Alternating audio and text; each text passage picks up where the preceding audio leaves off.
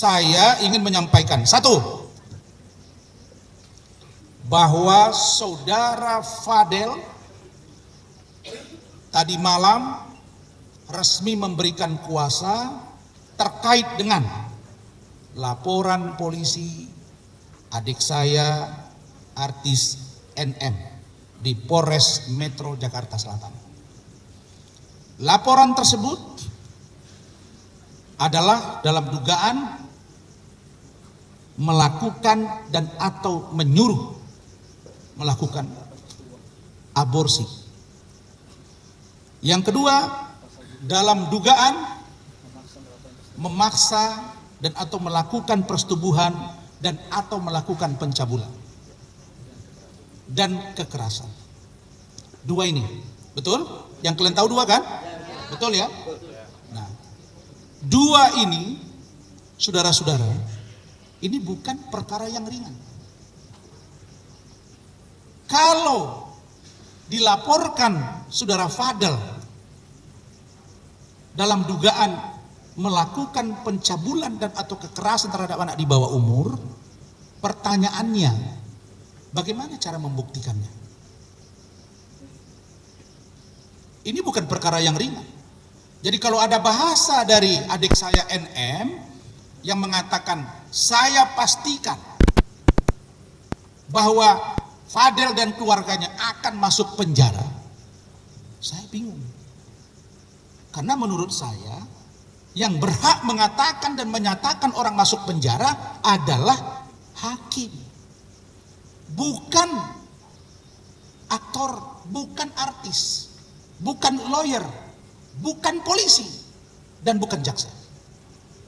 Saya nggak ngerti maksud dari kata-kata NM ini. Saya nggak mau sebut inisial yang terlalu panjang.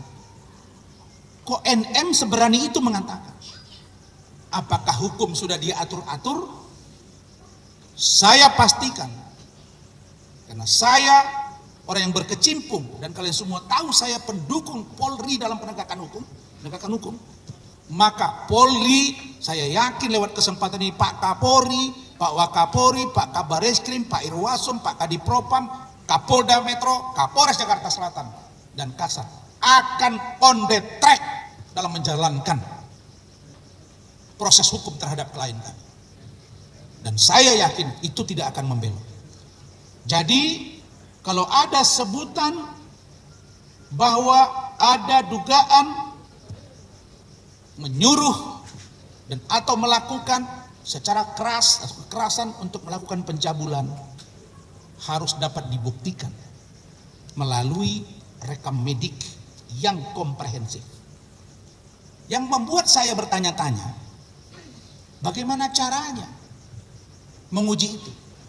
Tuanya dan juga kakaknya bahwa Fadel tidak pernah berhubungan badan, tidak pernah berhubungan intim, tidak pernah menyetubuhi, tidak pernah mengeluarkan sperma dia ke dalam kemaluan saudara Loli dalam hubungan mereka selama berpacaran.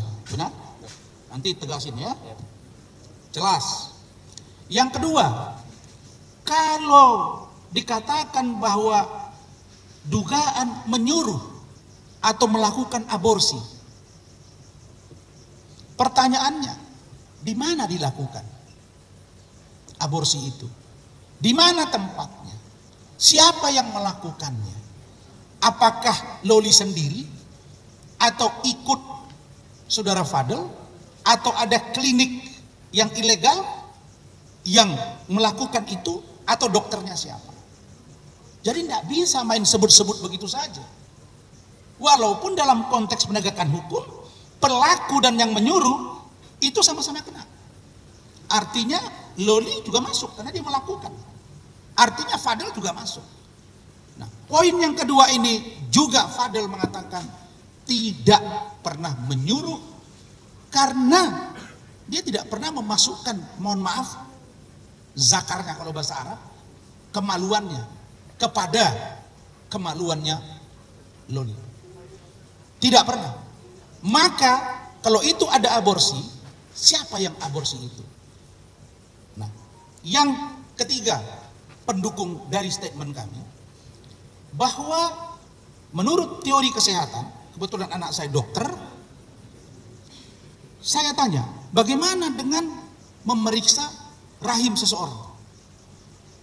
Kalau rahim seseorang dilakukan aborsi atau dikurek, diperiksa dengan tes pack, itu 1 bulan atau 30 hari pasti masih positif. Sekarang pertanyaannya, kapan diperiksa dia positif? Oh, lalu kemudian ada kemarin dia posting, kok apa gua ada kuning-kuning gitu ya tes pack. Itulah polosnya dia. Nah, tapi bagaimana dengan hubungan mereka selama ini? Saya nanti akan suruh dia jelaskan kepada kalian. Sebelumnya nanti akan ada penjelasan sedikit dari teman-teman saya. Tapi yang pasti, kedua tuduhan ini dibantah secara terang benderang oleh saudara Fadel. Ada lagi faktor pendukung yang kuat kami punya, yaitu rekam medik dari salah satu dokter yang saya tidak bisa sebutkan namanya, tapi fotonya ini. Namanya tidak kita sebut. Ya, ya.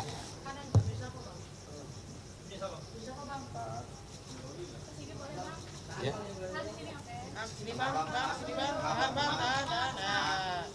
Oke. Ini hasil USG dari Loli. Ya. Yang menyatakan bahwa Laura Meizani Mawardi negatif pada tes kehamilan. Tanggal 14 September 2024. Nanti jangan dong, kita rahasiakan karena itu alat bukti. Hah? Baru-baru ini Jakarta. Dan itu akan jadi barang bukti kami di pemeriksaan. Pertama datang Fadel ke saya dengan tim juga. Ini kita dasari dulu pertama dari rasa kemanusiaan. Yang pertama saya tegaskan ke Fadel, itu kan ada dugaan laporan terhadap Fadel yang dilaporkan oleh NM di Polres Metro Jakarta Selatan terkait Undang-Undang Perlindungan Anak dan Undang-Undang Kesehatan, yaitu tentang pencabulan dan menyuruh atau melakukan aborsi. Di situ saya pertegas kepada Fadel, Fadel, kamu jujur, kamu pernah nggak melakukan persetubuhan atau hubungan intim dengan Loli? Dia menjawab tidak pernah saya lakukan. Sampai 3 kali kalau tidak salah saya tanya ya, tidak pernah, dan dia tetap konsisten pada jawabannya. Dan saya tanya terus terkait isu kehamilan dan aborsi itu bagaimana kok bisa beredar? Saya tanya. Itu yang saya tidak tahu. Tapi kalau saya siap untuk dicek atau rekam medis Lolinya, saya siap. Kalau saya memang melakukan, saya siap untuk diproses hukum. Itu jawaban dia ke saya. Terus yang ketiga, saya bilang, oke, ini kita akan pegang case kamu bersama tim juga di sini. Tapi dengan catatan, kalau di kemudian hari ada temuan bahwa Fadel dan keluarga berbohong kepada kita tim lawyer, pada saat itu juga dan detik itu juga kita dan tim lawyer akan tinggal. Gitu. Hukum Ranlofom sudah menganalisis berdasarkan alat bukti surat, alat bukti saksi yang ke depan akan kami hadirkan di penyidikan pada Polres Jakarta Selatan. Unsur-unsur pasal yang dituduhkan analisis kami tidak satupun unsurnya terbukti.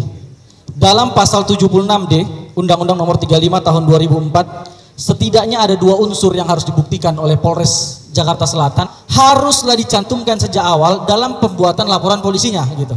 Ini laporan polisinya sudah kita ketahui bersama bahwa tuduhannya hanya kepada Fadel dan juga kepada Loli.